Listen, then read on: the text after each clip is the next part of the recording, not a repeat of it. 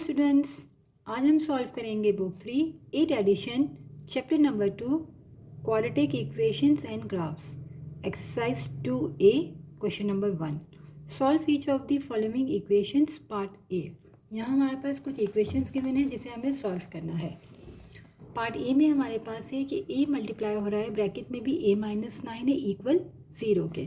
तो यहाँ हमारे पास हमें वेरिएबल जो है वो a है, तो हमें यहाँ पर a की वैल्यू को फाइंड करना है। तो एक a इक्वल है 0 के और ब्रैकेट में है a माइनस 9 भी इक्वल है 0 के। सबसे पहले हम लिखेंगे a इक्वल है 0 के और a माइनस 9 भी इक्वल है 0 के। तो यहाँ पर जो हमारी a की वैल्यू आ जाएगी, यहाँ माइनस 9 है तो वहाँ शिफ्ट करेंगे तो पॉजिटिव 9 हो जाएगा। तो एक a की वैल्यू 0 आई और एक हमारे पास 9 आई। पार्ट बी में भी हमारे पास यहाँ पर b एक हो जाएगी वैल्यू इक्वल 0, b इक्वल है 0 के और सेकंड वैल्यू b प्लस 7 भी इक्वल है 0 के। तो यहाँ प्लस 7 है, इसको वहाँ शिफ्ट करेंगे तो यहाँ प्लस में था वहाँ जाके माइनस 7 हो जाएगा। पार्ट सी में सबसे पहले हम क्या करेंगे, यहाँ पर दो टर्म है और यहाँ पर देखिए तो 5c² है, यहाँ पर 25c है। तो पहले इन दोनों में से हम क्या करेंगे कॉमन। तो यहाँ पर 5 और c कॉमन है, तो सबसे पहले हमने 5c को कॉमन ले लिया। ब्रैकेट में बचा 1c प्लस 5 5 25 और ब्रैकेट को हमने क्लोज किया। अब यहाँ पर भी हमारे पास c की दो वैल्यूज़ आ जाएगी। एक हम लिखेंगे 5c इक्वल है 0 के और सेकंड क्या होगा c प्लस 5 इक्वल है 0 के। यहाँ पर 5 जो है वो मल्टीप्लाई हो रहा है c से, तो जब हम राइट साइड पे शिफ्ट करेंगे तो डिवाइड में आ जाएगा। c इज़ इक्वल टू 0/5 हो जाएगा। यहाँ मल्टीप्लाई में था, यहाँ आके डिवाइड हो गया। और कोई भी चीज़ जब 0 से मल्टीप्लाई होगी तो भी 0 हो जाएगी और 0/ कोई भी नंबर होगा तो वो भी 0 हो जाता है। दूसरी वैल्यू यहाँ पर प्लस है तो वहाँ शिफ्ट करेंगे तो -5। एक वैल्यू 0 आ गई, एक -5। पार्ट डी में सबसे पहले हम क्या करेंगे कॉमन लेंगे। इन दोनों में d कॉमन है, ब्रैकेट में आ जाएगा 11d माइनस 1 इक्वल है 0 के। क्योंकि यहाँ पर 1 टाइम d था वो कॉमन आ गया तो यहाँ पर 1 बचा। एक d की वैल्यू यहाँ भी आ गई हमारे पास 0 और दूसरी आ जाएगी 11d माइनस 1 इक्वल है 0 के। यहाँ पर -1 है तो यहाँ शिफ्ट करेंगे राइट साइड पे तो 11d इक्वल हो जाएगा, तो यहाँ पर पॉजिटिव हो जाएगा। और ये 11 यहाँ मल्टीप्लाई है तो यहाँ शिफ्ट करेंगे तो डिवाइड हो जाएगा, तो 1 डिवाइडेड 11।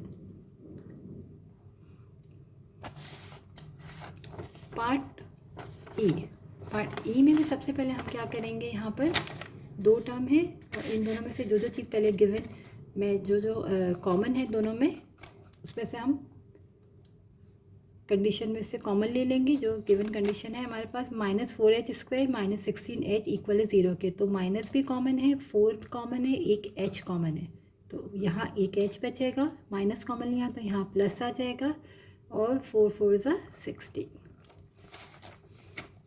अब यहाँ से हम दो वैल्यूज़ फाइंड करेंगे। -4h इक्वल है 0 के और h प्लस 4 इक्वल है 0 के। तो h की वैल्यू आ जाएगी, यहाँ हो जाएगा 0/-4। ये भी क्या हो जाएगी h की वैल्यू 0, क्योंकि 0/-4 0 ही हो जाएगा। और दूसरी वैल्यू आ जाएगी h इज़ इक्वल टू 4 को वहाँ शिफ्ट करेंगे तो -4। पार्ट एफ में हमारे पास 3 कॉमन है और k कॉमन है, तो यहाँ क्या बचेगा 1 माइनस 27k इक्वल है 0 के। 3k इक्वल है 0 के, k इक्वल है 0/3 यानी कि 0। तो एक वैल्यू k की 0 आ गई।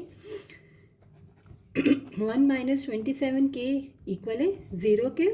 हमने क्या किया -27k को यहीं रखा लेफ्ट साइड पे, 1 को वहाँ शिफ्ट किया तो -1 हो जाएगा। फिर k की वैल्यू फाइंड करनी है तो -1/ ये जो चीज़ मल्टीप्लाई में -27 डिवाइड में आ गया तो माइनस से माइनस कैंसिल हुआ, तो k की वैल्यू 1/27। एक 0 आ गई और एक 1/27।